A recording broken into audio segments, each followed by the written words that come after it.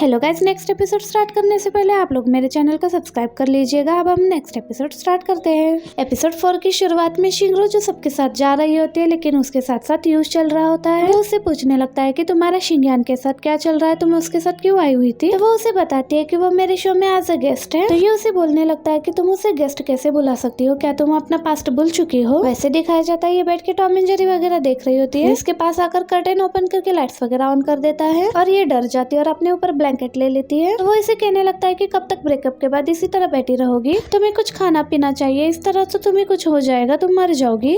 तो वो कहती है कि मुझे कुछ नहीं खाना। ये कहकर जाने लगती है तो सोफे से उतरते हुए वहीं पर गिर जाती है। ये देखकर जल्दी से उसे उठाता है और कहता है कि देखा, तुम्हें शुगर लेवल की कमी हो गई है, अब तो तुम्हें कुछ खा लेना चाहिए। ये कहकर उसे रेस्टोरेंट में खाने के लिए लेकर आता है। यहाँ पर बैठकर वो बस देखती रह जाती है। तो वो उसे पूछता है कि तुमने उसे दोबारा से कांटेक्ट करने की कोशिश नहीं की। वो कहती है कि क्या फायदा कांटेक्ट करने का, फिर से अपने आप को उसी चीज में डालना जिस चीज से बाहर निकल रही हूँ। और उसकी हालत बहुत ही ज्यादा खराब हुई होती है। ये फिर उसे खाने के कुछ पीसेस बना कर देता है और कहता है कि इसे खा लो। ये खाने तो लगती है बट बहुत जल्दी जल्दी खाने लगती है। तो ये उसे रोकने लगता है कि इतना बहुत है, सारा खाना मुंह में ही होता है। और ये बहुत ज्यादा रोने लगती है क्योंकि इससे शिंगयान की याद आने लगती है। अब इसने तो उसका वो वाला टाइम देखा था, इसलिए इसे बहुत ज्यादा बुरा लगता है कि शिंगरू वापस से उसी दलदल में क्यों जा रही है जहाँ से ये बाहर निकल चुके हैं। उसकी बातें सुनकर शिंगयान कहने लगता है कि क्या तुम्हें मुझसे कोई ऑब्जेक्शन है। वो कहता है कि ऑब्जेक्शन नहीं बल्कि बहुत बड़ा ऑब्जेक्शन है मुझे तुमसे। क्योंकि ये बात सुनकर शिंगरू शिंगयान की तरफ जाती है और उसे हाथ लगाकर चुप कराती है कि तुम्हें आगे कुछ बोलने की जरूरत नहीं है। अब सभी लोग खाने के इंतजार में खाने के टेबल पर बैठे हुए थे, बट उससे पहले यू के पास जो मेन्यू आया था, मेन्यू में चीजें लिखी हुई वो नहीं पढ़ रहा था, बल्कि अपने मन से ही वर्ड बना बनाकर हर चीज में शिंगयान को ही टारगेट कर रहा था। तो शिंगयान कहने लगता है कि हमारे रिसोर्ट में ऐसा कोई डिश नहीं है। तो वो कहता है कि मैंने तुम्हें देख लिया ना, इसलिए बस मेरे दिमाग में यही वर्ड आया और मैंने बोल दिया। उसके इस बात से वो कहने लगता है कि तुम कहना क्या चाहते हो। अब उसके इस बात से वो शिंगरू से कहने लगता है कि देखो, इसका ट्रू कलर तुम देख लो, ये तो इमोशनली बिल्कुल स्टेबल है। और अब यहाँ पर टॉपिक को चेंज करने की कोशिश की जाती है दोनों दोस्तों की तरफ से, पर टॉपिक वहाँ पर चेंज होने का नाम ही नहीं ले रहा होता। अब टॉपिक तो चेंज नहीं हो रहा था, इसलिए शिंगयान कहता है कि मैं रेस्ट रूम होकर आता हूँ। ये कहकर वहाँ से चला जाता है और उसके पीछे पीछे ये भी कहता है कि मुझे भी रेस्ट रूम यूज करना है। अब ये भी उसके पीछे पीछे उसी वॉशरूम की तरफ जाने लगता है। अब हमें आगे पुराने वाला एक्स्ट्रा सीन दिखाया जाता है जहाँ पर उनसे पूछा जा रहा होता है कि 8% पुराने रूल्स का क्या मतलब होता है। अब दिखाया जाता है कि शिंगरू बैठकर शिंगयान को पढ़ा रही होती है। शिंगयान कहने लगता है कि आज तो मुझ पर काफी तरस खाया जा रहा है, ऐसे करने की वजह क्या है। तो उसे कहती है कि मेरे खाने के पैसे खत्म हो गए, तो क्या तुम मेरे कार्ड में क्रेडिट कर दोगे। तो वो कहता है कि क्या ऐसी बात थी, अब क्या तुम्हें खाने के भी पैसे चाहिए, ऐसा लग रहा है क्या तुम सिंड्रेला हो और तुम्हारे ऊपर जुल्म हो रहा है, तुम्हें पैसे खुद ही मेरे मॉम डैड से मांग लेना चाहिए, वो तुम्हें दे देंगे। वो कहती है कि नहीं, तुम मुझे पैसे दे देना, मैं स्कॉलरशिप के पैसे आते ही तुम्हें दे दूंगी, वो भी इंटरेस्ट के साथ 8%। तो वो यहाँ पर डील डन कर देता है। तो वो कहता है कि पहले तुम मेरे कुछ क्वेश्चंस का आंसर दो, तुम अपने मॉम से पैसे क्यों नहीं लेती और तुम्हारे पेरेंट्स कहाँ पर है। तो ये कहने लगती है कि मेरी मॉम नहीं है। तो फिर पूछता है कि तुम्हारे डैड, मैं उनसे पैसे नहीं लेना चाहती, ना ही मैं उनके पैसों को यूज करना चाहती हूँ, तुम बताओ तुम्हें पैसे देने हैं या नहीं देने। कहता है कि नहीं, मुझे पैसे देने हैं। ये कहकर उसे पैसे ट्रांसफर कर देता है और कहता है कि मुझे रिटर्न पैसे नहीं चाहिए, 4-5 सेशन दे देना मुझे स्टडी के, वही बहुत है। तो कहती है कि एक सेशन तो तुमसे लिया नहीं जाता, 4-5 कैसे लोगे। तो वो कहता है कि मैं इम्प्रूव करना चाहता हूँ और उसमें तुम मेरी मदद करोगी। ये कहकर वहाँ से चला जाता है।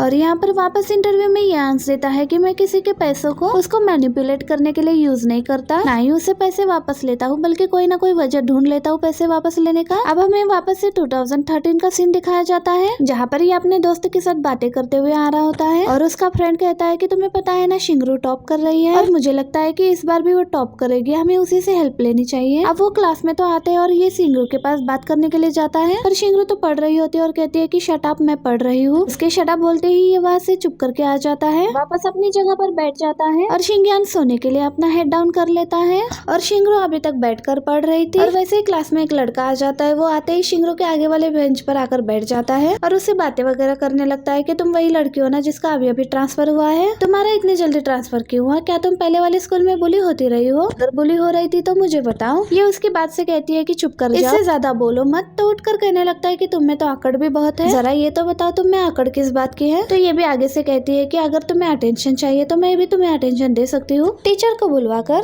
कहने लगता है कि तुम कौन होती हो टीचर को बुलवाने वाली। इसके शोर की वजह से शिंगयान की आँख खुल जाती है और कहने लगता है कि तुम कौन हो और दफा हो जाओ यहाँ से, तुम्हें कुछ बोलने की जरूरत नहीं, तुमने मेरी नींद खराब कर दी, मैं सोना चाहता था। ये कहकर वापस से आकर बैठ जाता है और उसका फ्रेंड पूछने लगता है कि क्या तुम और शिंगरू एक दूसरे को पहले से जानते हो। ये कहता है कि नहीं। वैसे ही टीचर क्लास में आती है और कहती है कि टेस्ट के लिए सब रेडी हो जाओ। अब ये भी बुक आगे रखने के लिए जाने लगती है तो ये भी उसका पेंसिल उठाकर उसका पॉइंट ही तोड़ देता है और उसे दिखाने भी लगता है। ये उसके सामने से गुजरकर वापस आने लगती है तो रास्ते में शिंगयान उसे अपनी पेंसिल देने लगता है तो कहता है कि मैं ये ऐसा ऐसे ही करता रहता हूँ तो तुम भी ये पेंसिल ले लो। तो ये भी पेंसिल लेकर वापस से अपनी जगह पर आकर बैठ जाती है। इसके बाद हमें वापस से प्रेजेंट का सीन दिखाया जाता है 2024 में। यहाँ पर ये रेस्टरूम यूज करने के बाद अपने हैंड्स वगैरह वॉश कर रहा होता है। यो भी उसके पास आकर उसे बात वगैरह कर रहा होता है और ऐसे ही जली कटी बातें करने लगता है और उसको उसकी कंपनी के बारे में बताने लगता है। तुम्हारे कंपनी का हमारे साथ 4 साल का कॉन्ट्रैक्ट है जिसमें तुम पैसे नहीं दे सकते पर फिर भी तुम इन्वेस्टमेंट कैसे कर रहे हो। तो वो कहता है कि किसी का भी कोई भी नुकसान नहीं हो रहा है इस इन्वेस्टमेंट से। तो वो कहता है कि मैं अपने हिसाब से लेकर चल रहा हूँ। तो वो कहता है कि तुम्हारा 4th काउंट भी स्टार्ट नहीं हुआ और तुम उससे पहले ही ऐसे पैसों वाले काम कर रहे हो। तो वो कहता है कि तुम्हें इन चीजों में पढ़ने की जरूरत नहीं है। वो तो उसे साफ साफ जवाब दे देता है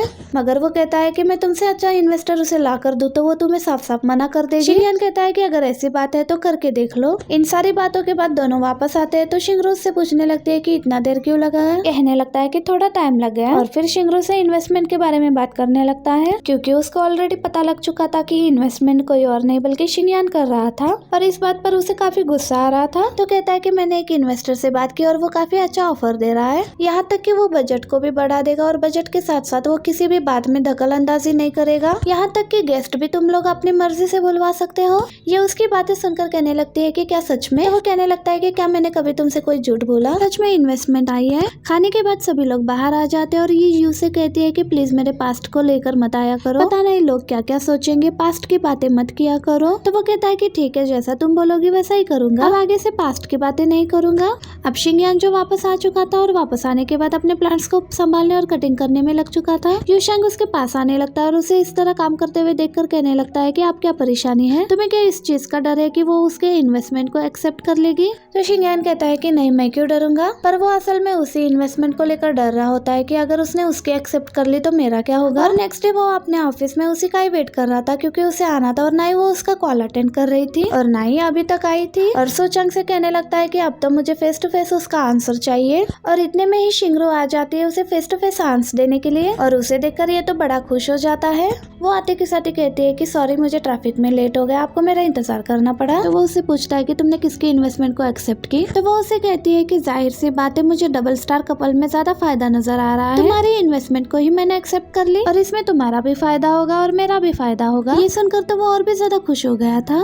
अब ये लोग बात करने के लिए बैठ जाते हैं और शूचांग भी बैठ रहा होता है। शिंगयान बोलता है कि तुम्हें कोई काम नहीं करना क्या। तो वो कहता है कि मैं एज अ बिजनेस पार्टनर बैठ रहा हूँ। तो उससे बोल देता है कि तुम्हें काम करना चाहिए, काम पर जाओ। ये भी उसकी बात सुनकर वहाँ से काम करने के लिए चला जाता है।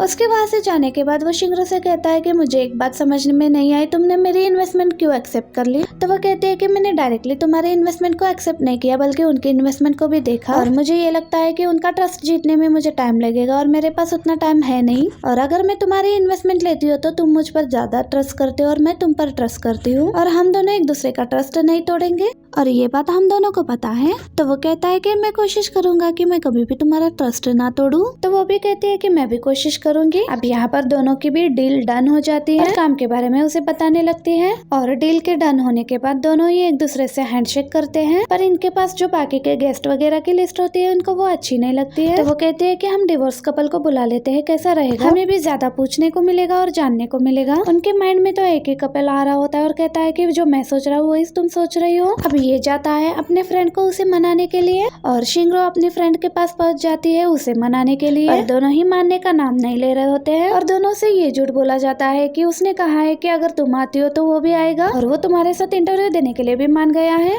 और दूसरी तरफ उसे भी यही बोला जा रहा होता है सेम बात। उसने कहा है कि तुम आते हो तो वो भी आएगी और तुम्हारे साथ इंटरव्यू देगी और उसने ये भी कहा है कि तुम्हारे साथ पहले जैसा कुछ भी नहीं करेगी। दोनों को गलत कहानी सुनाई जाती है और दोनों भी इस बात से मान जाते हैं क्योंकि स्टोरी उन दोनों को बहुत अच्छे से करके सुनाई जाती है और दोनों ही एक दूसरे से मिलना चाहते थे क्योंकि सुचांग तो ऑलरेडी उसे मैसेजेस वगैरह कर रहा था लेकिन वो उसके और किसी भी मैसेजेस का रिप्लाई वगैरह नहीं कर रही थी। तो कहने लगता है कि देखो इसने तो बोला था कि डिवोर्स के बाद भी हम फ्रेंड्स रहेंगे और देखो अब तो ये मैसेजेस का रिप्लाई भी नहीं करती। अब ये दोनों एक दूसरे को मैसेजेस करके कहते हैं कि वो मान चुका है, ये भी कहती है कि वो भी मान चुकी है। नेक्स्ट डे ये उसके ऑफिस में जाती है, उसको अपने एक फ्रेंड हिसियो के बारे में बताता है तो वो भी हिसियो को देखकर पहचान जाती है और कहने लगती है कि ये तो हमारे क्लास का रिप्रेजेंटेटिव है। तो वो कहता है कि हाँ ये वही है और मेरी इससे बातचीत होती रहती है। और मुझे लगता है कि ये शो में आने के लिए मान जाएगा। ये बुक्स वगैरह लिखता रहता है तो ये कहते हैं कि ये तो बिल्कुल डिफरेंट वर्ल्ड से है, इसका मतलब हमारे शो में ऐसे ऐसे लोग आने वाले हैं जो अलग अलग वर्ल्ड से हैं और अलग अलग ऑडियंस होगी। उसे ये आइडिया बहुत पसंद आता है तो वो कहता है कि देखो मैं तुम पे ट्रस्ट करता हूँ और तुम मुझ पर करती हो। वो कहता है कि मैं तुम्हारे लिए एक गेस्ट लेकर आया हूँ, इसके अलावा तुम कुछ और चाहती हो तो मैं वो भी कर सकता हूँ। तो वो कहते हैं कि हाँ मैं शर्माऊंगी नहीं और कहती है कि तुम इससे जाकर अच्छे से बात करना और बात करने के बाद मुझे एक गुड न्यूज चाहिए। मैं ये बात जाकर जंगशु को भी बताती हूँ और वहाँ से हंसते हुए जाती है और ये भी उसे देखकर हंसने लगता है।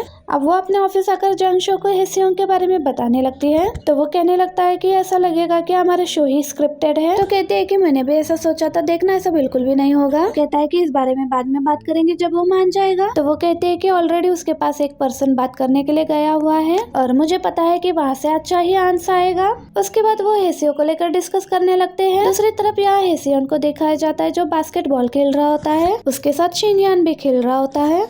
अब खेलने के बाद वो उसे कहने लगता है कि क्या रात वाली बात के बारे में तुमने सोचा। तो वो कहता है कि मुझे तो लगता है कि मैं वैरायटी शो में नहीं आ पाऊंगा। उसकी इस बात से वो उसे देखने लग जाता है और वो उसे उसका रीजन भी देता है कि मैं बहुत ज्यादा सोशली ऑकवर्ड पर्सन हूँ, मैं कभी भी ज्यादा लोगों के सामने नहीं जाता और वो तो एक वैरायटी शो है जहाँ पर अलग अलग लोगों से मेरा सामना होगा जो मेरे लिए बहुत ज्यादा मुश्किल हो जाएगा उनका सामना करना। इसी चीज से बाहर निकलने के लिए तो मैंने बुक्स लिखना स्टार्ट किया था और यहीं पर हमारा ये पार्ट भी एंड हो जाता है। वीडियो अच्छे लगे तो वीडियो को लाइक करना।